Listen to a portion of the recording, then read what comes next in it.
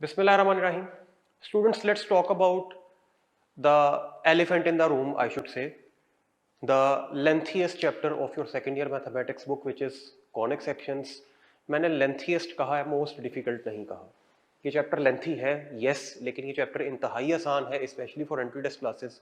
That is also yes. तो इसको जरा ध्यान से देखिएगा.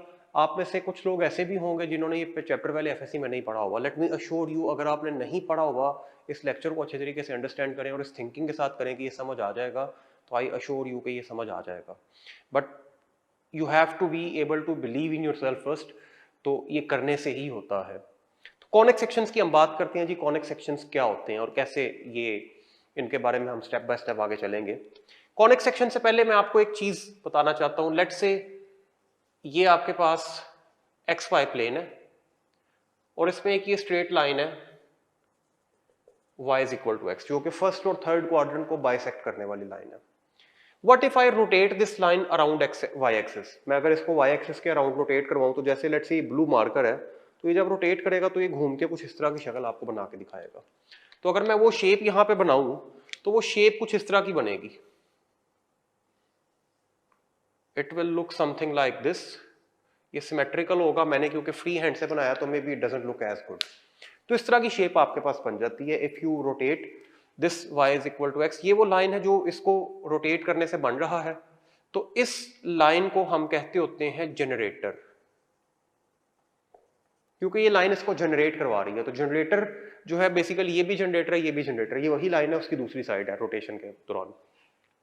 उसके बाद वो लाइन जिसके अबाउट इसको रोटेट करवाया है, ये जो लाइन है, ये जिसको मैं डॉटेड में बना रहा हूं ब्लू लाइन में, ये जो लाइन जिसके अबाउट इसको रोटेट करवाया गया है, इस लाइन को हम कहते होते हैं एक्सिस. इसको एक्सिस कहा जाता है. पूरी इस शेप को हम राइट सर्कुलर कोन कहते होते हैं. Right circular cone. उसके बाद राइट सर्कुलर कोन में दो पोर्शन होते हैं. एक इसका अपर पोर्शन है और एक इसका लोअर पोर्शन है. इन दोनों को हम कहते होते हैं नैप. ये अपर नैप है, ये लोअर नैप है. Both are nappes. ये इसकी दो डिफरेंट पोर्शन होते हैं. जहां पे दो नैप्स आपस में मीट करती हैं, उस पॉइंट को हम वर्टेक्स भी कहते हैं और एपेक्स भी कहते हैं. ये दोनों इसी चीज के नाम होते हैं. वर्टेक्स भी है और एपेक्स भी. I am just telling you about the main nomenclature of right circular cone. इसी से एमसीक्यू भी बनता होता है कि फलां चीज को क्या कहते होते हैं, तो वो आपसे एमसीक्यू की फॉर्म में भी पूछा जा सकता है और पूछा भी जाता है, स्पेशली नेस्ट के अंदर. उसके बाद हम बात करते हैं कि इसको डिफरेंट जगह पे कट लगाने से क्या चीज बनती है. That is what we are interested in. इस कॉनिक के जो पोर्शंस हैं वो कॉनिक सेक्शंस कहलाते होते हैं. अब लेट्स से मेरे पास एक स्ट्रेट लाइन है, एक प्लेन है. क्योंकि एक 3D शेप है तो उसको प्लेन की मदद से ही कट किया जा सकता है. तो एक प्लेन है, एक लाइन या प्लेन जो भी कह लें. जस्ट लाइक एक राउंड चीज को आपने एक आरी से काटना है, तो वो आपके पास एक सौ जो होती है वो भी एक प्लेन की फॉर्म में ही होती है. तो एक प्लेन से अगर मैं इसको कट करता हूं, तो डिफरेंट जगह पे कट करने से जो मेरे पास कॉनिक्स बनती हैं उसको कॉनिक सेक्शंस कहते होते हैं. मैं स्टेप बाय स्टेप लिखता जाऊंगा कि कहां पे क्या कट करने से क्या बनता होता है. तो केस 1 जो है दैट इज कि अगर आप परपेंडिकुलर टू एक्सिस कट करें, मतलब ये एक्सिस है, इसके परपेंडिकुलर 90 के एंगल पे अगर आप इसको कट करेंगे, तो उसका जो क्रॉस सेक्शन है वो आपको एक सर्कल दे रहा होगा. तो परपेंडिकुलर टू एक्सिस पे क्या बनता है, सर्कल बनता है. जितना आप वर्टेक्स की तरफ जाते जाएंगे सर्कल का साइज कम होता जाएगा, जितना आप वर्टेक्स से दूर जाते जाएंगे सर्कल का साइज ज्यादा होता जाएगा. और अगर एग्जैक्ट वर्टेक्स पे कट करेंगे तो आपके पास एक पॉइंट सर्कल आ जाएगा. उसके बाद सेकंड सिनेरियो है कि not perpendicular to axis cut कर दे, मतलब एक्सिस के परपेंडिकुलर ना कट करें, अदर देन 90 कोई एंगल रख लें. मतलब ये अगर मैं आपको बना के दिखा सकूं, इस तरह की कोई शेप रख लें. ये जो एंगल है, ये थीटा जो है, ये 90 के इक्वल नहीं है, मतलब परपेंडिकुलर नहीं है. अगर परपेंडिकुलर होगा तो सर्कल है, अगर परपेंडिकुलर नहीं है तो फिर आपके पास क्या बन जाता है, फिर आपके पास बन जाता है एलिप्स. फिर वो एलिप्स होता है. एलिप्स थोड़ी डिफॉर्म्ड शेप होती है सर्कल की. उसको अगर दोनों साइडों से थोड़ा सा स्ट्रेच कर दिया जाए तो आपके पास जो डिफॉर्म शेप होती है, we will get to that in a bit जब एलिप्स के बारे में हम पढ़ेंगे. उसके बाद तीसरा केस है कि आप पैरेलल टू जनरेटर कट कर दें किसी एक टॉप को.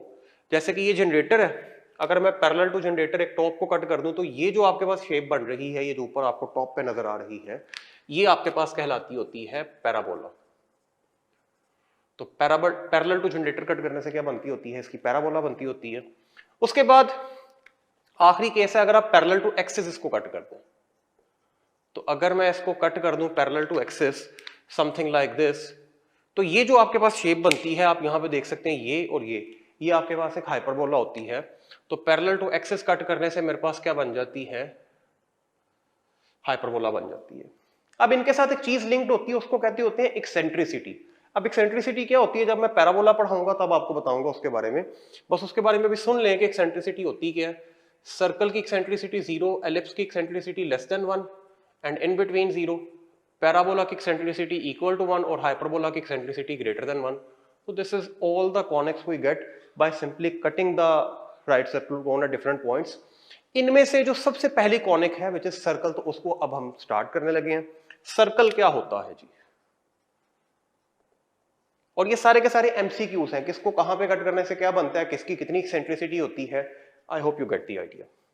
सर्कल क्या होता है, सर्कल आपके पास होता है जी locus of a moving point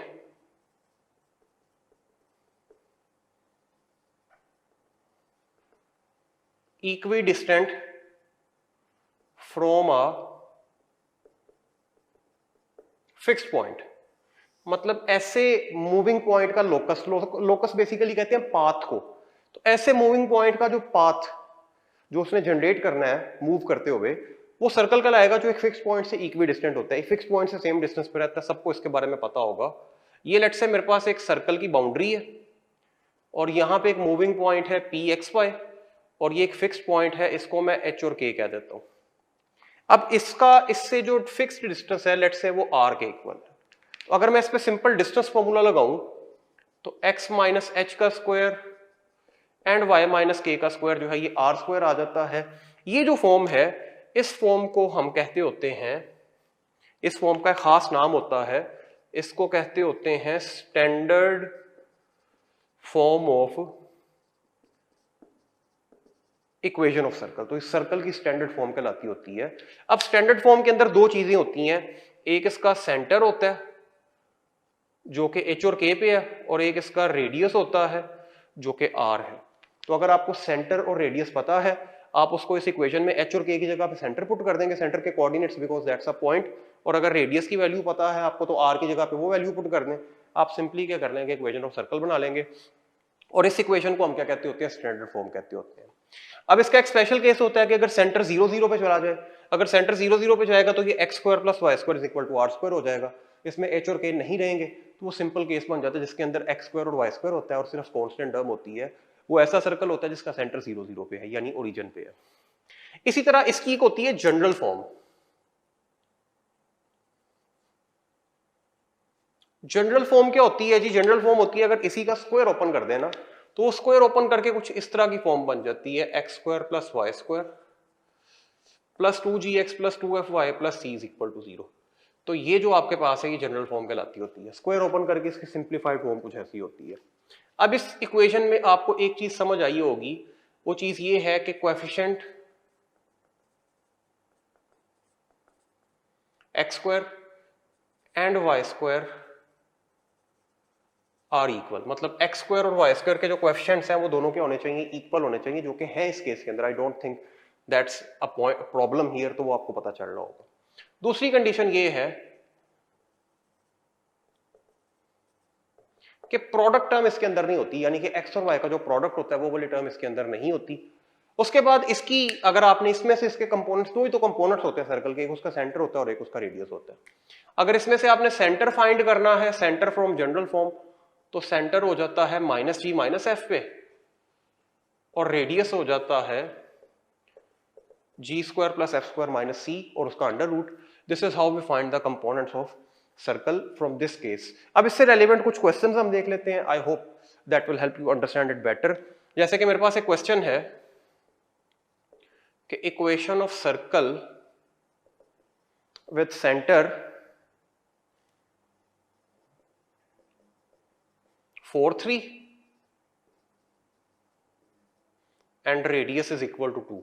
options मेरे पास हैं जी, x square plus y square plus 8x plus 6y plus 21 0,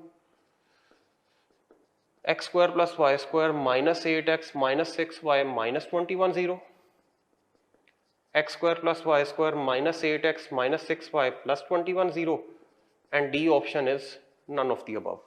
अब let's find it out. Centre और रेडियस गिवन है, अगर सेंटर और रेडियस गिवन हो तो फिर हमारे लिए ज्यादा इजी होता है इक्वेशन बनाना स्टैंडर्ड फॉर्म से। तो मैं h और k की वैल्यू, ये बेसिकली मेरे पास जो 4 और 3 है ये h और k की वैल्यू है, तो मैं वो यहाँ पे प्लेस कर देता हूँ। तो क्या हो जाएगा x माइनस 4 का स्क्वायर प्लस y माइनस 3 का square that is equal to 2 square because radius is 2। अगर मैं इसको सिंप्लीफाई करूँ, स्क्वायर ओपन करूँ, तो x square minus 8x plus 16 y square minus 6y plus 9 is equal to 4. If I simplify this, or I don't even have to simplify this, मुझे यहीं पे इसका आंसर पता चल जाता है। x square plus y square वैसे ही रहेगा, माइनस 8x माइनस 6y, 16 और 9 को ऐड करें 25 आता है, और 4 उसमें से माइनस हो तो 21 आ जाता है। तो this should be the answer here. Charlie is correct. X square plus y square minus 8x minus 6y plus 21 is equal to 0. This is the answer to this question. I hope we are clear about this. उसके बाद एक और question देखें जी। Question है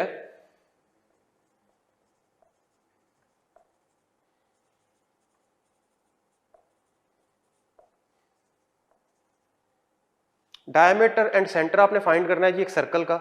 equation उसकी है x square plus y square minus 10x plus 12y is equal to 0। Options हैं जी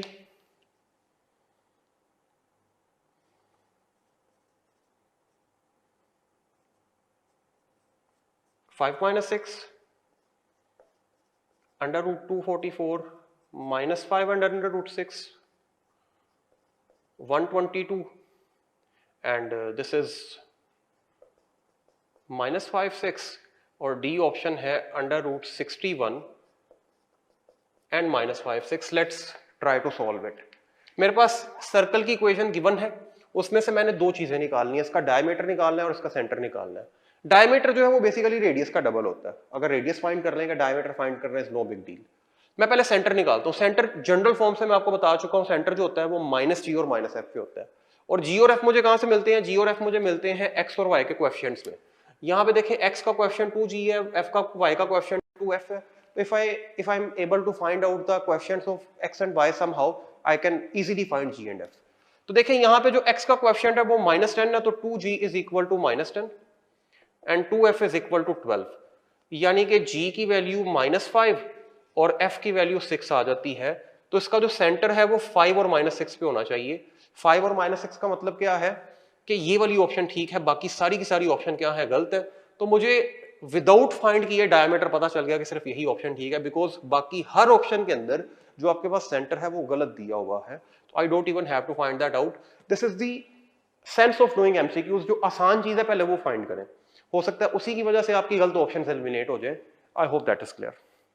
उसके बाद हम आगे मूव करते हैं, सर्कल के थोड़ा सा और एडवांस लेवल पे चलते हैं। मैं बात करता हूं एक पॉइंट और एक सर्कल का जो लिंक होता है उसके बारे में, फिर उसके क्वेश्चंस देखते हैं। देखें, position of a point with respect to circle. Circle के लिहाज से किसी पॉइंट की पोजीशन हम कैसे चेक करते हैं? लेट्स से ये एक सर्कल है,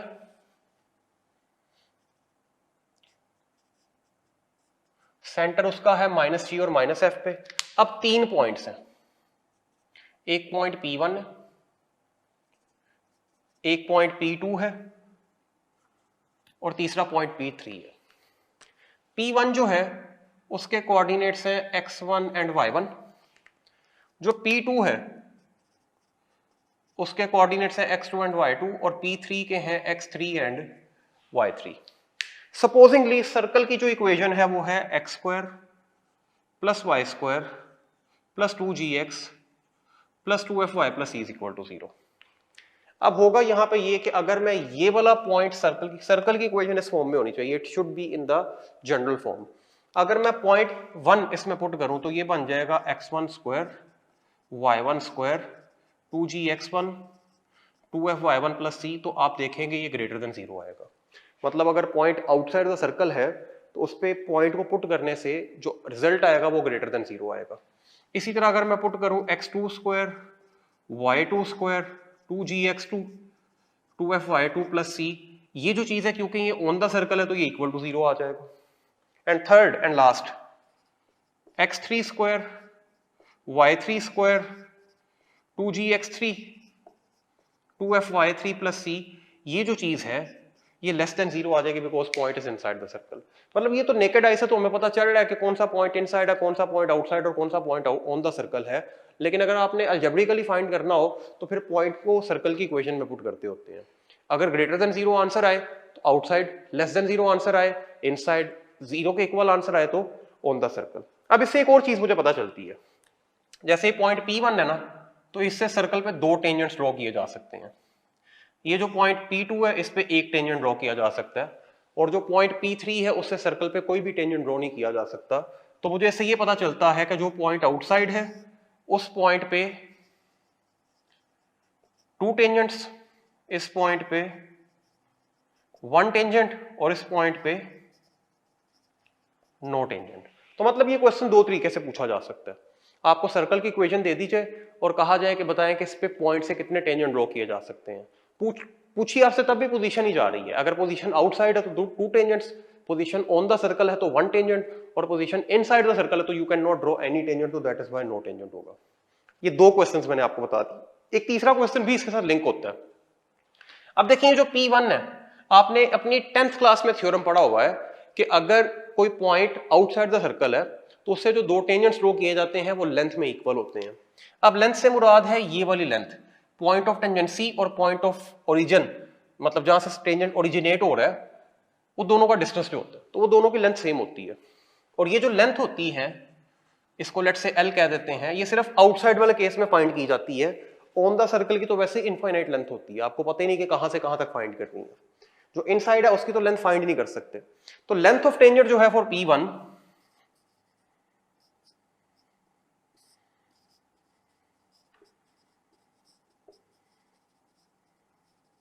दैट इज इवन ईजियर। आप क्या करते हैं, जो पॉइंट आपने उसमें पुट किया होगा सिर्फ उसी वैल्यू का स्क्वायर रूट कर देते हैं। Again you have to be sure कि सर्कल की जो इक्वेशन है वो जनरल फॉर्म में हो। ये 3 क्वेश्चंस हैं जिसके बारे में मैंने आपको एक ही तरीके से बता दिया है। I hope that is clear. इसके बाद हम इसके क्वेश्चंस पे मूव करेंगे। Students let's talk about a few more questions. मेरे पास एक क्वेश्चन है कि the length of tangent from 8 5, ये पॉइंट के कोऑर्डिनेट्स हैं, to a circle with radius 3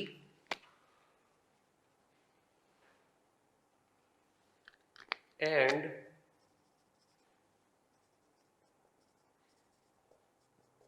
centre at 1 and 2 is, centre उसका 1 और 2 पे है। ऑप्शंस मेरे पास है 12 और डी पे आ जाता है 14। मैंने लेंथ ऑफ टेंजेंट फाइंड करनी है। लेंथ ऑफ टेंजेंट के लिए आपको पता है कि आपको पॉइंट को सर्कल की इक्वेशन में पुट करके उसका अंडर रूट करना पड़ता है। अब क्योंकि ये आपके पास सेंटर और रेडियस के बारे में, तो मैं यहाँ पे जनरल फॉर्म की बजाय स्टैंडर्ड फॉर्म को ज्यादा प्रेफर करूंगा क्योंकि उससे मेरे पास सेंटर निकालना ईजी होता है। तो मेरे पास अगर जनरल फॉर्म की बजाय मैं स्टैंडर्ड फॉर्म की इक्वेशन यूज करूं तो वो क्या हो जाती है, x माइनस एच का स्क्वायर y माइनस के का square is equal to r square. अगर मैं आर स्क्वायर को दूसरी साइड पे शिफ्ट कर दूं तो माइनस आर स्क्वायर हो जाता है, और लेंथ ऑफ टेंजेंट के लिए उसका मुझे अंडर रूट करना पड़ता है। x की जगह पे 8 और 5, y की जगह पे 5, तो 8 माइनस h और k are 1 and 2, 8 minus 1 square, 5 minus 2 square, और r की वैल्यू है 3 का स्क्वायर, तो वो भी लेफ्ट साइड पे आके माइनस होगी। दिस इज ऑल्सो 3 स्क्वायर, तो ये 3 स्क्वायर इस 3 स्क्वायर से कैंसिल हो जाता है। 8 माइनस 1 स्क्वायर इज 7, तो 7 का जो स्क्वायर है वो स्क्वायर रूट से कैंसिल हो जाएगा, तो 7 should be the right answer. I hope that is clear. उसके बाद दूसरे जो पॉइंट, ये पॉइंट का क्वेश्चन भी बन सकता था कि पॉइंट की पोजीशन क्या है सर्कल के लिहाज से। ये क्वेश्चन ऐसे भी पूछा जा सकता था कि इस पॉइंट से सर्कल पे कितने टेंजेंट्स ड्रॉ किए जा सकते हैं, तो इसकी डिफरेंट डायमेंशंस बन सकती हैं। You can get that too. उसके बाद एक बड़ा सिंपल सा टॉपिक है, that is tangent and normal. Circle की इक्वेशन पे जो टेंजेंट और नॉर्मल ड्रॉ करते हैं वो कैसे किया जाता है। देखें आपके पास टेंजेंट, ये अगर सर्कल है तो पॉइंट सर्कल की बाउंड्री पे ही लाई करता है, ये पॉइंट है x1 एंड y1। तो सर्कल की बाउंड्री पे अगर पॉइंट लाई करता हो तो उस पे जो इक्वेशन ऑफ टेंजेंट होती है, इक्वेशन ऑफ टेंजेंट होती है x into x1, y into y1, g into x plus x1, f into y plus y1 और plus c is equal to 0। ये इक्वेशन ऑफ टेंजेंट है। आपको सर्कल की equation दे दी जाती है, आपको पॉइंट दे दिया जाता है और आपको कहा जाता है इक्वेशन ऑफ टेंजेंट निकालें। तो this is pretty straight forward stuff. आप g, f और c सर्कल की इक्वेशन में से निकालेंगे और पॉइंट के जो कोऑर्डिनेट्स है x1 और y1 वो आप उसमें प्लग इन करेंगे तो आपके पास अल्टीमेटली उसका आंसर आ जाएगा। इसी तरह नॉर्मल ऐसी लाइन होती है जो परपेंडिकुलर टू टेंजेंट होती है और सेंटर में से पास करती है। मतलब ऐसी लाइन जो परपेंडिकुलर टू टेंजेंट होगी और पास कहां से करेगी, सर्कल के सेंटर में से। तो इक्वेशन ऑफ नॉर्मल जो है उसका फॉर्मूला भी बुक में मौजूद है। इक्वेशन ऑफ नॉर्मल होती है y minus y1 into x1 plus g and x minus x1 into y1 plus f। Both the formula अगर given, both tangent and perpendicular are normal. I hope you get that too. इस पे question देख लेते हैं कि मैंने equation of normal to the circle at 4, 3 if equation of circle is x square plus y square is equal to 25। Options हैं जी 3x minus 4y0, 4x minus 3y0, 3x plus 4y0 और 4x plus 3y0। This is the set of equation that been given. पहले तो circle की equation में देखें, आपके पास यहाँ पे 2g और 2f तो है नहीं, तो यहाँ पे g भी 0 है, f भी 0 है और c उधर जाके माइनस हो जाएगा तो c इज माइनस 25। मैंने इसको कंपेयर किया है जनरल फॉर्म के साथ। उसके बाद ये आपके पास x1 है, ये आपके पास y1 है, तो इक्वेशन होती है y माइनस y1 यानी कि y minus 3 into x1 plus g. x1 है 4 और g की वैल्यू है 0। राइट साइड पे आपके पास आ जाता है x माइनस x1 यानी कि x माइनस 4 और y1 प्लस f है, y1 की वैल्यू 3 है और f की वैल्यू 0 है। This is what I had to plug in to find the equation. अगर मैं इसको सिंप्लीफाई करूं तो मेरे पास हो जाता है 4y minus 12 and 3x minus 12। 12 और 12 कैंसल्ड आउट, 4y इधर आके माइनस हो जाएगा तो 3x minus 4y is equal to 0। तो 3x minus 4y is equal to 0. Alpha is our correct option. Students, let's have a look at another question. मेरे पास एक question है जी।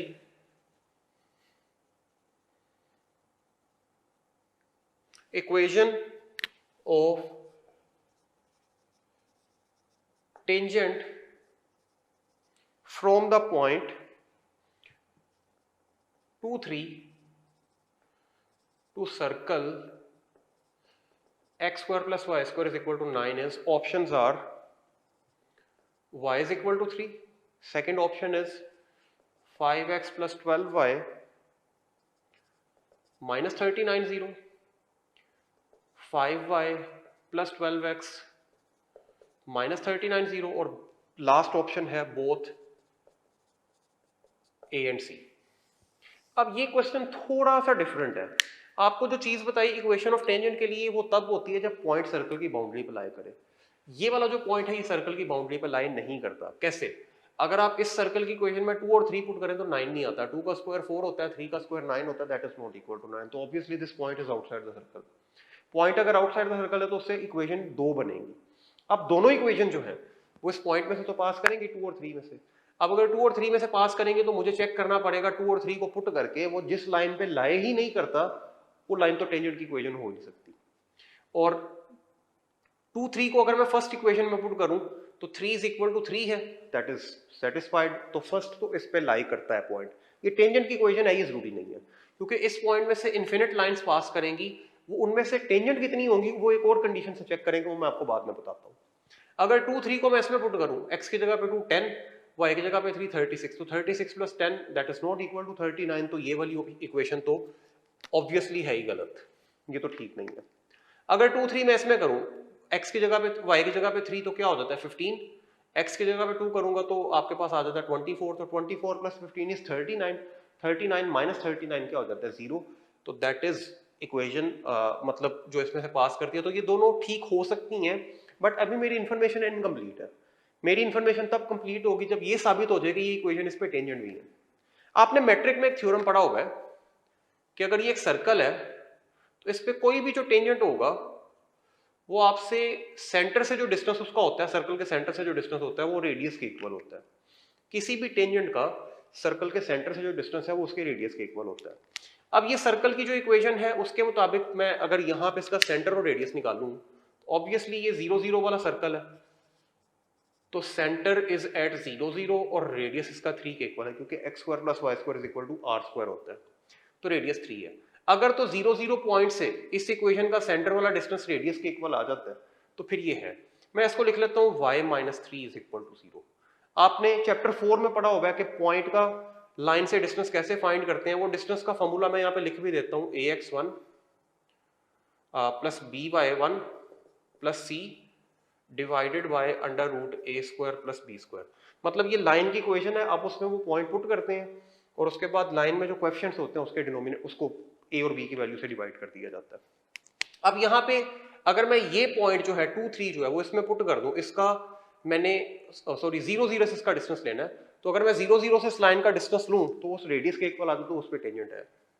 तो मैं 0 0 से इसका डिस्टेंस लेता हूं, यानी कि x की जगह पे 0 y की जगह पे 0, तो ये मेरे पास आ जाएगा -3 क्योंकि x और y दोनों 0 0 हैं, डिवाइडेड बाय a की जगह पे वो है 0 क्योंकि x का कोएफिशिएंट 0 है, b की जगह पे 1 है, तो -3 का मोड 3 ही होता है और रेडियस है उसका वो भी 3 के इक्वल है, तो ये तो टेंजेंट की इक्वेशन है। इसी तरह मैं इसको चेक करता हूँ, मैं सेंटर से इसका डिस्टेंस लेता हूँ। अब मैं सेंटर को पुट कर देता हूँ इस इक्वेशन के अंदर, ये भी दोनों 0 हो जाएंगे, तो -39 का मॉड और divided by 5 square plus 12 square का अंडर रूट विच इज 13, तो ये भी 3 आ जाता है। तो इट मीन्स के दोनों ऑप्शंस ठीक है, both a and c are correct. उसके बाद सर्कल में जो हमारा टॉपिक है that is about the theorems on circle. अब थ्योरम्स जो है वो टोटल तकरीबन 11 के करीब थ्योरम्स है। 7 थ्योरम्स 6.3 से पहले गिवन है और 4 थ्योरम्स एक्सरसाइज के अंदर गिवन है।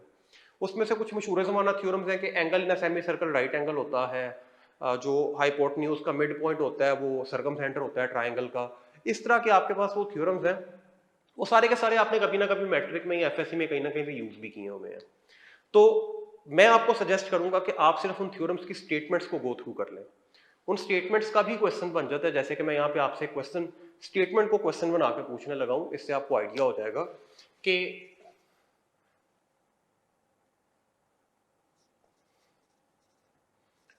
two chords which are equidistant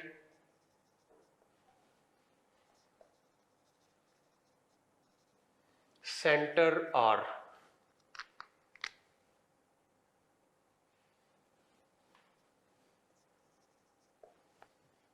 दो सर्कल की कोड्स हैं और सेंटर से उनका डिस्टेंस जो है वो इक्वल है, तो देन उन पे कौन सी कंडीशन वेरीफाई होगी। फर्स्ट कंडीशन है कि one is half the other, one is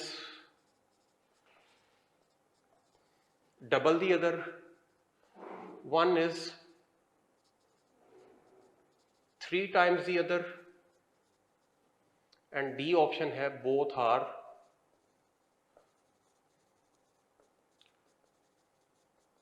equal in length, और वो दोनों जो है वो लेंथ में इक्वल होती हैं। लेट्स से ये सर्कल है, सर्कल में दो कोड्स हैं। कोड होती है ऐसी लाइन जो सर्कल के दो पॉइंट्स को मीट करवाए, एक ये पॉइंट आ गया, एक ये पॉइंट आ गया। ये लेट्स से सेंटर है, जितने सेंटर पे ये डिस्टेंस पे है उतने ही सेंटर पे ये डिस्टेंस पे है। तो अगर सेंटर से दोनों का डिस्टेंस सेम है तो थ्योरम ये है कि दोनों की लेंथ भी सेम होगी। ये वो थ्योरम है जो आप मैट्रिक में प्रूव करके आए होंगे। अब ये क्वेश्चन की स्टेटमेंट जो है उसको मैंने एक एमसीक्यू बना दिया, तो ऐसा क्वेश्चन आपसे पूछा जाता है खास तौर पे नस्ट के अंदर। तो इन थ्योरम्स को आपने एक दफा गो थ्रू कर लेना है and with that the portion of circle is complete. अभी हम स्टार्ट करेंगे parabola.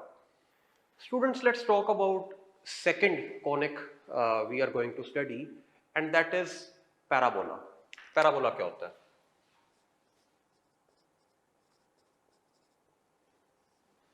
It's a very important conic section, तो इसको थोड़ा ध्यान से देखेंगे आप लोग। पैराबोला क्या होता है? पैराबोला एक ऐसी कॉनिक होती है जिसकी एक्सेंट्रिसिटी 1 होती है। अब इट्स अबाउट टाइम कि हम एक्सेंट्रिसिटी को भी डिफाइन करते हैं। एक्सेंट्रिसिटी बेसिकली आपके पास क्या होता है? एक्सेंट्रिसिटी होता है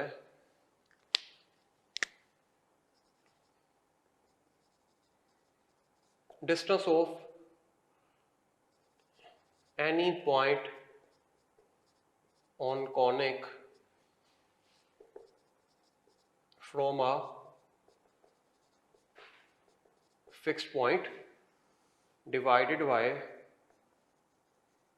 distance of that point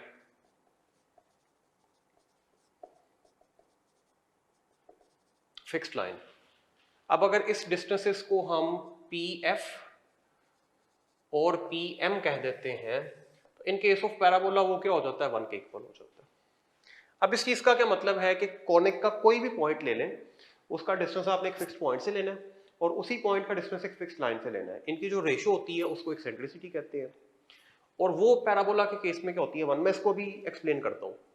अब पैराबोला के केस में वो 1 होने का मतलब है कि यहाँ पे जो PF डिस्टेंस है और PM डिस्टेंस है ये इक्वल आ जाता है, and this is the basis जिसकी बेसिस हम इक्वेशन को ड्रॉ करते होते हैं, इक्वेशन को डिराइव करते होते हैं।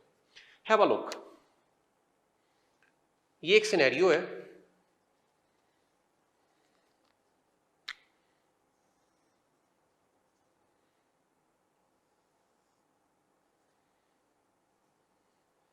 इसके अंदर ये एक फिक्स्ड पॉइंट है, लेट्स से A0 पे। ये एक फिक्स्ड पॉइंट है A0 पे, एक्स एक्सिस पे उसका जो कोऑर्डिनेट है वो A0 है। बिल्कुल इसके रिफ्लेक्शन पे मैं एक दूसरा पॉइंट बनाता हूं -A पे, तो ये x is equal to -A है, बिल्कुल उसी पॉइंट के रिफ्लेक्शन पे। आपकी जो कॉनिक है लेट्स से उसका एक पॉइंट है XY। अब अकॉर्डिंग टू डेफिनेशन P का जो डिस्टेंस है F से और P का जो डिस्टेंस है इस लाइन से वो लेट्स से PM है।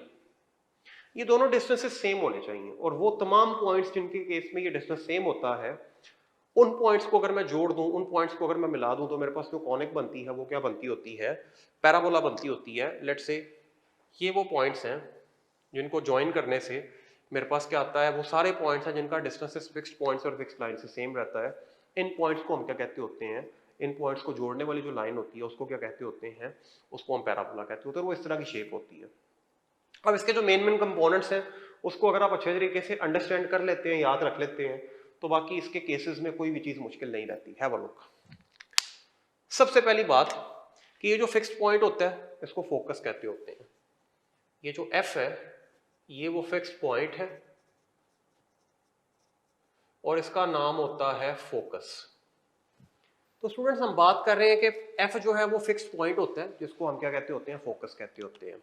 उसके बाद ये जो स्ट्रेट लाइन है x minus a, x is equal to minus a या x plus a is equal to 0, इसका नाम होता है डायरेक्ट्रिक्स। तो डायरेक्ट्रिक्स आपके पास क्या है? फिक्स्ड लाइन जो x plus a is equal to 0 है, तो ये डायरेक्ट्रिक्स है।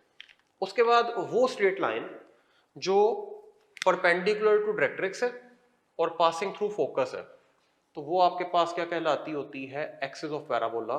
तो मैं यहां पे लिख देता हूं line through F perpendicular to DTX। DTX short form होती है डायरेक्ट्रिक्स की। उसके बाद मूविंग ऑन, डायरेक्ट्रिक्स भी हो गया। अब आप देखें ना तो फोकस जो है वो फिजिकली पैराबोला के साथ टच हो रहा है, ना डायरेक्ट्रिक्स हो रहा है। तो एक्सिस जो है वो पॉइंट जहां पे एक्सिस पैराबोला में से पास करती है उस पॉइंट को वर्टेक्स कहते होते हैं, and in this case that is 0 0। ये बहुत इंपॉर्टेंट होता है। तो वर्टेक्स आपके पास क्या है? Point where axis meets parabola. उसके बाद पैराबोला के किसी भी दो पॉइंट्स को मिलाने वाली एक लाइन जो है वो कोड कहलाती होती है। तो कोड क्या हो गई? Line segment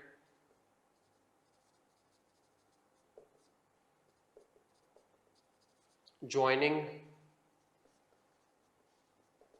2 points on parabola. उसके बाद होती है फोकल कोर्ड। फोकल कोर्ड होती है कोर्ड थ्रू फोकस, मतलब ऐसी कोर्ड जो फोकस में से पास करे वो फोकल कोर्ड कहलाती है। और उससे नेक्स्ट स्टेप होता है लेटस रेक्टम। लेटस रेक्टम आपके पास होता है फोकल कोर्ड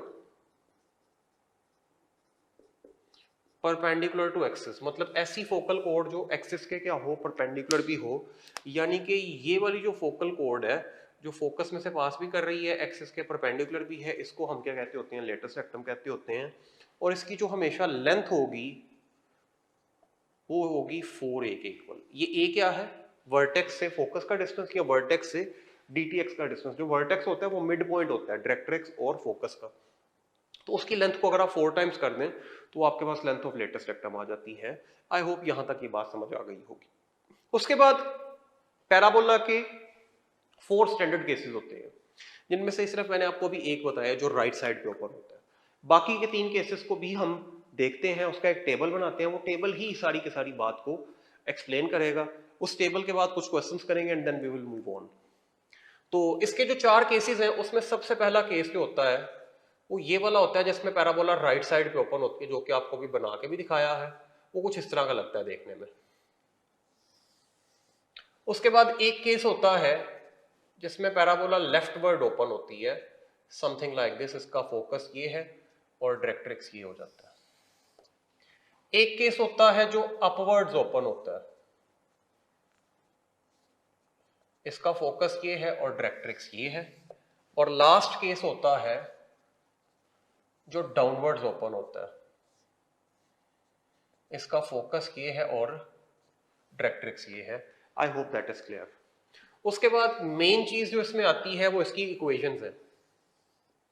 तो इस वाले पैराबोला की जो इक्वेशन है वो होती है y square is equal to 4ax, this is y square is equal to minus 4ax, this is x square is equal to 4ay and this is x square is equal to minus 4ay। इसमें आप एक चीज पे ख्याल करें कि या तो x का स्क्वायर होगा या y का स्क्वायर होगा, दोनों का स्क्वायर नहीं आता स्टैंडर्ड केसेस में। ये जो 4 स्टैंडर्ड केसेस हैं, इसके अलावा भी केसेस बन सकते हैं, वो 6.9 में जाकर बताऊंगा। तो स्टैंडर्ड केसेस के अंदर इनमें से किसी का भी स्क्वायर नहीं आता होता। आई होप दैट इज क्लियर। उसके बाद इसके जो मेन कंपोनेंट्स हैं उनको हम लिख लेते हैं हर केस में। First of which is axis, second पे हम रख लेते हैं focus, then vertex, then directrix, then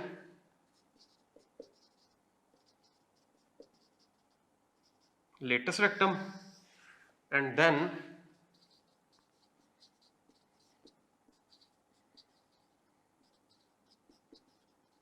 latus rectum.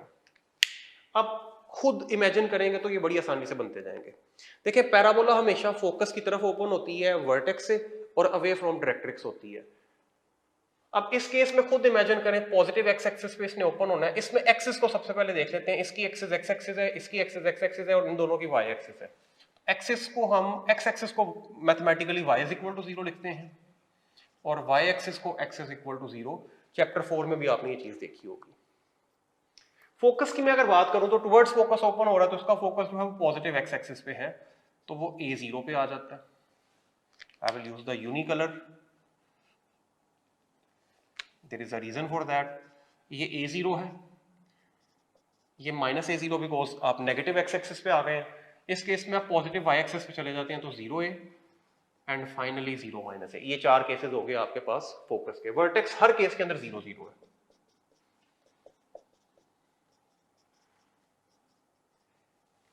उसके बाद आ जाता है जी डायरेक्ट्रिक्स। डायरेक्ट्रिक्स इसका देखें वो पॉजिटिव नेगेटिव एक्स एक्सिस पे, तो x is equal to minus a, इस तरफ पॉजिटिव पे चला जाता है, x is equal to plus a, y is equal to minus a and y is equal to plus a. Latus rectum opposite होता है वर्टेक्स के और डायरेक्ट्रिक्स के, तो ये x प्लस ए पे, ये माइनस ए पे, ये y प्लस ए पे और ये y माइनस ए पे। लेंथ ऑफ लेटस रेक्टम जो है वो थ्रू आउट 4a ही रहती है। तो ये वो टेबल है जो कि हमें इनेबल करेगा कि हम इसके क्वेश्चंस को इजीली कर सकें। तो आफ्टर दिस टेबल हम इसके कुछ क्वेश्चंस को देखेंगे। इस टेबल को अच्छे तरीके से आपने माइंड में रख लेना जी। तो students, let's talk about a few questions from parabola. Let's say मेरे पास एक क्वेश्चन है,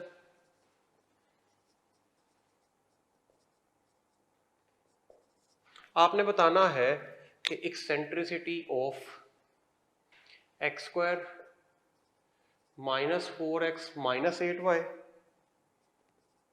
plus 4 is equal to 0 is, इसकी एक्सेंट्रिसिटी क्या है? तो ऑप्शन हैं जी 1/2, 1 √2 या 1/√2। तो देखें, आपके पास सबसे पहले तो ये पहचाने की ये इक्वेशन किसकी है। मैंने कहा था स्टैंडर्ड केस के अंदर एक्स स्क्वायर और वाई स्क्वायर में से किसी एक का स्क्वायर आता है। तो एज यू कैन सी कि सिर्फ एक्स का स्क्वायर है, वाई लीनियर फॉर्म में है, तो ये पैराबोला की इक्वेशन है। और पैराबोला की एक्सेंट्रिसिटी हमें पता है हमेशा 1 के इक्वल होती है। तो it was a pretty straight forward question. उसके बाद एक और क्वेश्चन है कि focus of parabola y square is equal to -16x is equal to, options are 4 0 0 4 0 -4 and D पे है -4 0। सबसे पहले तो आप ये पहचानें कि ये केस कौन से वाला है। सिंपल सी बात है, अगर y का स्क्वायर हो तो वो हॉरिजॉन्टल केस होता है, लेफ्ट या राइट वाला। अगर x स्क्वायर हो तो वर्टिकल केस होता है, अपवर्ड या डाउनवर्ड वाला। y स्क्वायर पॉजिटिव है तो राइटवर्ड्स, y स्क्वायर नेगेटिव है तो लेफ्टवर्ड। तो क्योंकि ये लेफ्टवर्ड केस है, क्योंकि y स्क्वायर नेगेटिव है। तो उसके बाद आपने दूसरी चीज जो देखनी होती है वो देखनी होती है कि 4a किसके इक्वल है।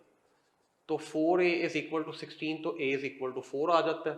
तो a इज इक्वल टू 4 होने का मतलब क्या है कि ये नेगेटिव एक्स एक्सिस पे आना है, ये वाला केस है, y square is equal to -4ax पे, और फोकस इसका होता है -a0 पे। तो a की वैल्यू अगर 4 है तो -40 पे इसका फोकस होगा। I hope you are clear about this too. उसके बाद एक क्वेश्चन है कि लेंथ ऑफ लेटस रेक्टम 4, आपने length of latus rectum find करनी है x + 8 -y square plus 2y is equal to 0। तो इसकी आपने लेंथ ऑफ लेटस रेक्टम निकालनी है। ऑप्शंस आर 1 2 1/2 या 4। आपने बताना है कि इसकी लेंथ ऑफ लेटस रेक्टम क्या है।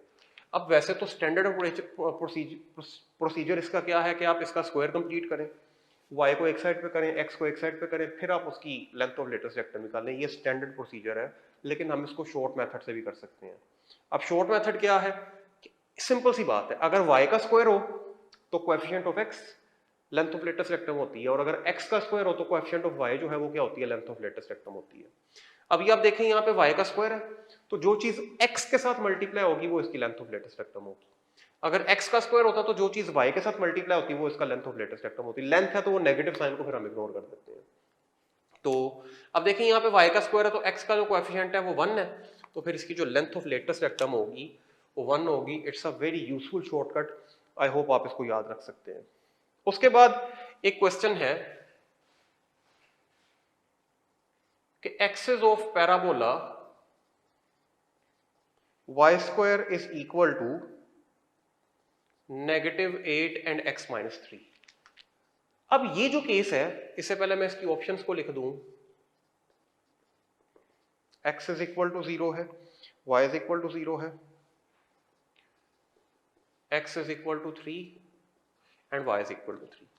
अब ये जो केस है, ये वो वाला केस है जिसमें पैराबोला के अंदर ट्रांसलेशन हुई होती है। ट्रांसलेशन से क्या मुराद है कि इसका वर्टेक्स कहीं और शिफ्ट हुआ होता है। अगर इस पैराबोला को मैं उठा के कहीं और ले जाऊंगा तो साथ साथ फोकस भी चला जाएगा, साथ साथ एक्सिस भी चली जाएगी, साथ साथ डायरेक्ट्रिक्स भी चला जाएगा।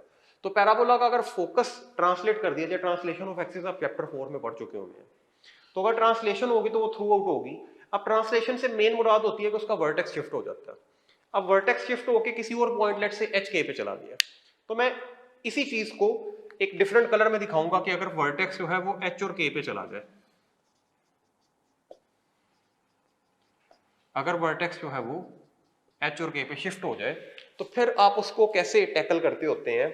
सिंपल सी बात है, जो x की वैल्यू 0 थी वो h हो गई है, जो y की वैल्यू 0 थी वो k हो गई है। तो हर केस के अंदर जहां जहां पे x है उसमें +h कर दें, और जहां जहां पे k है वहां पे +k कर दें।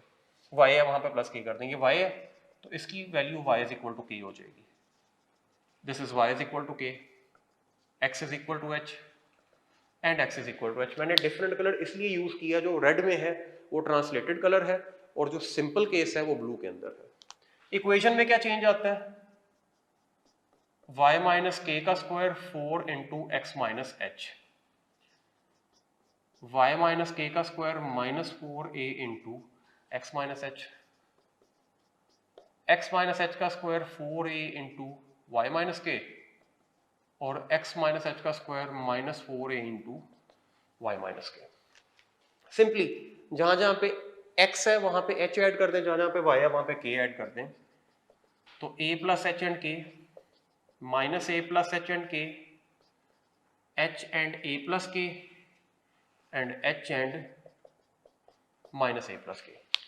उसके बाद डायरेक्ट्रिक्स x की वैल्यू है तो ये हो जाएगी x is equal to minus a plus h, x is equal to a plus h, y is equal to minus a plus k and y is equal to a plus k. Similarly latus rectum के लिए भी same काम होता है, x is equal to a plus h, y is equal to minus a plus h, y is equal to a plus h minus a plus H. Length remains the same, length of latus rectum जो है translation से length के ऊपर कोई फर्क नहीं पड़ता।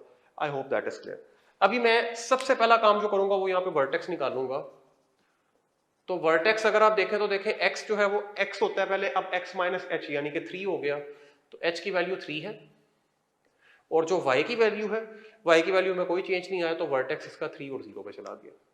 जब वर्टेक्स चला गया तो हर चीज चली गई। अब वर्टेक्स के लिए आसे देखें, ये हॉरिजॉन्टल केस है। हॉरिजॉन्टल केस में जो आपके पास हॉरिजॉन्टल भी कौन सा, जो लेफ्टवर्ड ओपन होता है, तो हॉरिजॉन्टल के केस में आपके पास जो एक्सिस होती है वो y is equal to k हो जाती है। अब यहाँ पे k क्योंकि है ही 0 तो एक्सिस आपकी वही रहेगी, y is equal to 0। I hope आपको समझ आ गई होगी। अब वैसे इसका स्टैंडर्ड केस में फोकस जो है वो -2 0 पे है, लेकिन उसमें जब ये वर्टेक्स ऐड करेंगे तो वो 1 0 पे आ जाएगा। So I hope we are clear about that. उसके बाद मेरे पास एक और क्वेश्चन है, that is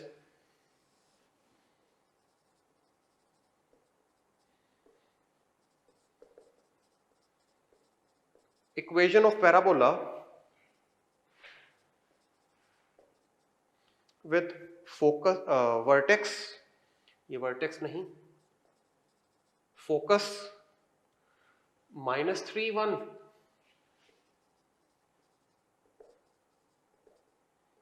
and directrix is, तो इसकी आपने इक्वेशन बतानी है जी। ऑप्शंस आर y स्क्वायर minus 2x plus 12y plus 1 0, y स्क्वायर minus 2y plus 12x plus 1 0, y स्क्वायर minus 2y minus 12x plus 1 0 and D option is none of these.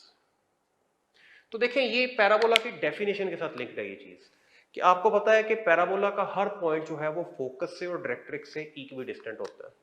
तो पैराबोला का अगर वो पॉइंट P है तो उसका डिस्टेंस फोकस से और उसका डिस्टेंस डायरेक्ट्रिक्स से क्या होना चाहिए, सेम। एक्सेंट्रिसिटी वाली जो डेफिनेशन थी, तो PF is equal to PM वाली डेफिनेशन से ये बनता है, यानी कि x प्लस 3 का square and y minus 1 square का under root, because we are using distance formula. और पॉइंट P है उसका डिस्टेंस PXY है, उसका डिस्टेंस इससे लेंगे तो वो x माइनस 3 ही रहेगा, क्योंकि x में x पुट कर भी दें तो x ही रहता है। इसका अगर मैं स्क्वायर कर दूं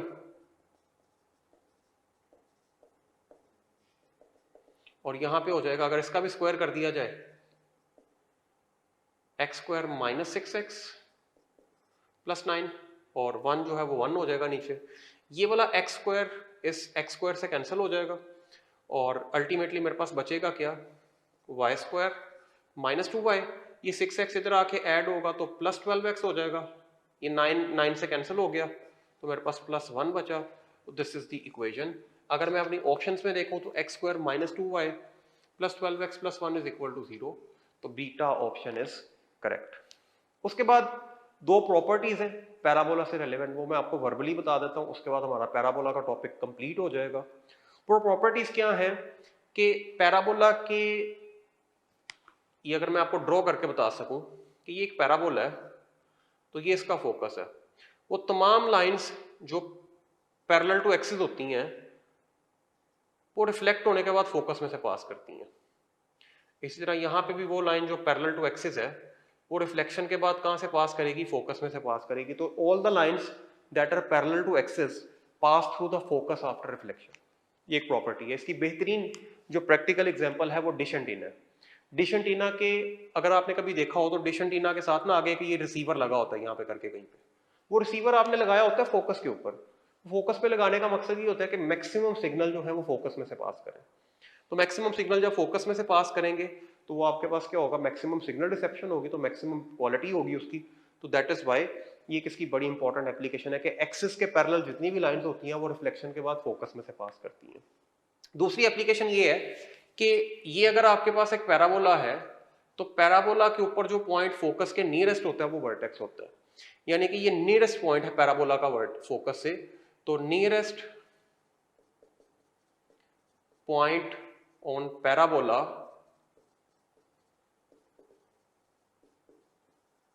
फ्रॉम फोकस इज वर्टेक्स। तो ये एक बड़ा इंपॉर्टेंट रिजल्ट है कि पैराबोला के ऊपर फोकस से जो नियरेस्ट पॉइंट होता है, जो पैराबोला की बाउंड्री पे भी लाई करता है, वो वर्टेक्स होता है। आई होप ये दो प्रॉपर्टीज आपको क्लियर है। And for now this concludes our topic of parabola. इसके बाद हम स्टार्ट करने लगे हैं एलिप्स को।